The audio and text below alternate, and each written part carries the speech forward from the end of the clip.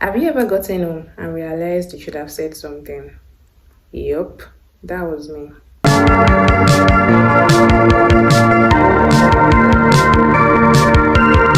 Hi everyone, welcome back to my YouTube channel. My name is Karis, and if you're a new subscriber, please do well to subscribe, like, comment. Yeah, because this space is my space of becoming, and to my subscribers, thank you for subscribing. Thank you for being with me on this journey of becoming. So, yes, have you ever been in a situation where you got home and you realized you should have said something? Well, that was me some times ago during my NYC. So, okay, before I start the story, so you see my accessories, my necklace, my knuckle rings. Yeah, it's from a friend, Christy's accessory.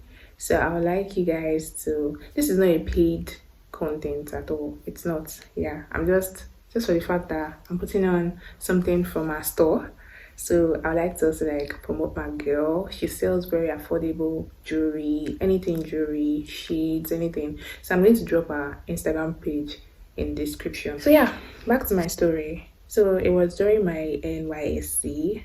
I had that opportunity to be assistant presiding officer one. That was for INEC. So they had one election at the time. And I wouldn't even have thought that I was going to be part of INEC official, because I remember back then in school I used to like calculate by the time I graduate and then do my service year, I'm going to like I used to calculate with election dates that would I ever organize or coordinate or be a part of the electoral processes? Like I used to see the way coppers used to post, then I used to think it was something. So actually it was something, it was what's the experience. But then, well, that's the story that we would get to.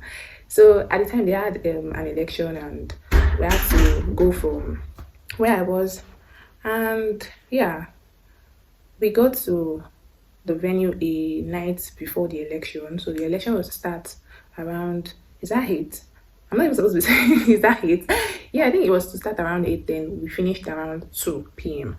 So, but as per electoral officials, they have to like get ready. We're already setting up, like I had to paste the list of voters in that ward, and then people were already coming in at 6:37 in the morning to come and check their names or put down their number. Then, so I was in charge of the beavers, and I had to like check people in then to ensure that they were checked, so we don't get a number that was not accredited. Yeah, so like we had to tick their hands before they go to the APO 3 and then the presiding officer for to cast their vote. So yeah, what happened that it was, you have to like wake up very early and do all of those. There's no means of eating or feeding there except to like prepare that, oh, I'm coming here, and then you buy something along that or this. But at the time we had even thought the whole environment was going to be something comfortable. Well, it was comfortable to an extent. Anyways, so yeah, the election started, it was going well. My ward was actually like calm. Some experiences were crazy, but yeah, thank God for life. At least we all went and everybody came back fine. So that day I was already getting tired and I felt like I needed sugar, just like re-energize. So I was trying to like look around for someone who was selling, but I didn't even find out. There was nobody that I could tell that, please, I want, it's an electoral setting you get. So that was when something like a chaos broke out. So we had to like stop the whole process and wait for everywhere to be settled, like everybody to be calm before we continued. So I used that opportunity to like get whatever I wanted to get. And it was by that moment that someone was selling. So I just had to get a drink. So when I was drinking, everywhere was already calm. So it was for me to like resume back to work and yeah, get started. So at the time, like I was holding the beavers. I didn't want to drop it because it's risky to drop it. There are rules binding that thing. Anyways, I didn't drop it, and I don't know, for some weird reasons I was struggling with the cover of the bottle just to cover my drink back because I'd already drank out of it and I felt better. I've been standing since morning and it was like around like past 12, and I just felt like I needed to cover this thing because it is also careless if I just drop it anyhow and I want to go back to it. Anything could have happened to the drink. Anybody could have put something inside. I mean, I'm that sensitive. This is a new environment, not my regular house. So then I said, so that's when one woman just spoke up and she was like, you know, you're not supposed to be doing that. Like, I looked at her, I looked up, like, I don't understand, ma. She was like, you know, you're not supposed to be doing that. So I even apologized that, yes, I know, because I'm working, right? I apologize that I'm sorry, like I'm going to attend to you. And funny thing is, my own process, like our process, not just me, myself and my teammates, it was fast. We are not delaying. We're doing our work. We're not talking. Nobody's discussing anything. Like just do your work and let everybody go back. So the process was fast. My process was fast, and I felt like I'm so sorry for the delay. Like I just want to like cover this bottle and then get back to work. And she was like, you know, if your bosses were here, you'll not be doing. At that point, I just felt like disrespected. Like, ma, as outside the fact that you are a woman, I feel like you should understand that I've been working since morning. You met me here. I didn't like you didn't wait for me. I've been here before you. And then I was even trying not to be sentimental and emotional about the whole thing, just like think through it logically. And I felt like I wanted to talk, but I did not talk. Maybe because there was another woman behind that was trying to like tell me to calm down, not say anything, just like ignore her. And I didn't say anything. I didn't say anything because she told me that, you know, if they were here, that, you know, this is work. You are here to work and not to drink.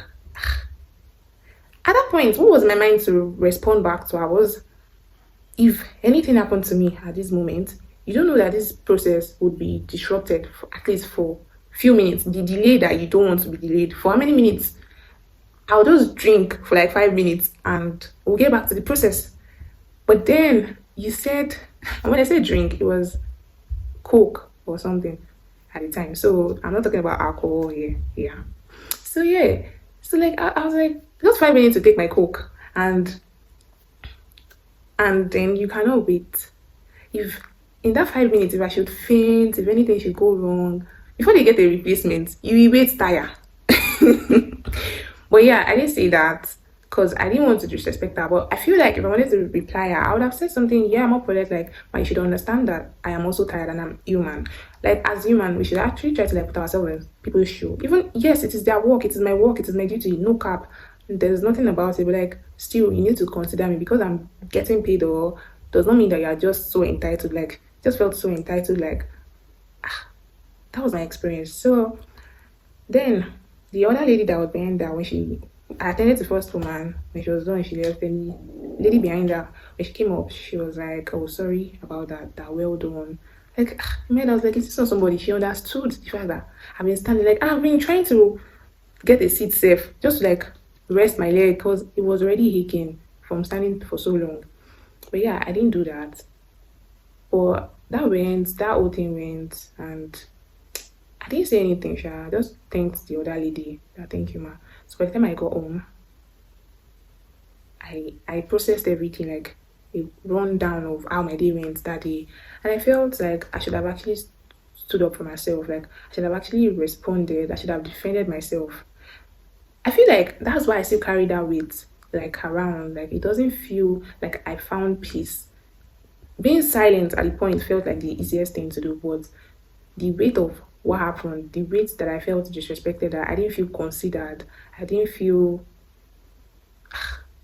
I just felt somehow like that weight, I still feel it, I still carry it around. And it's not like I intentionally want to be carrying that weight around, but it just so happened that it is still there. So I just wish that I addressed that at the time. And I feel like there are people like that. So like you want to respond to something and then just know that you're not alone. And at this point, I just feel like I'm learning and I'm growing and I'm becoming.